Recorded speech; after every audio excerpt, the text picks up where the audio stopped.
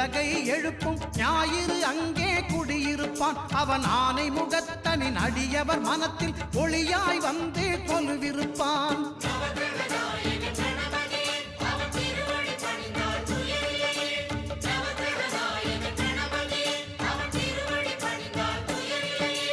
ஒன்பது கோளும் ஒன்றாய் காண அங்கு கற்பகம் என்னும் கடவுளின் மெய்யில்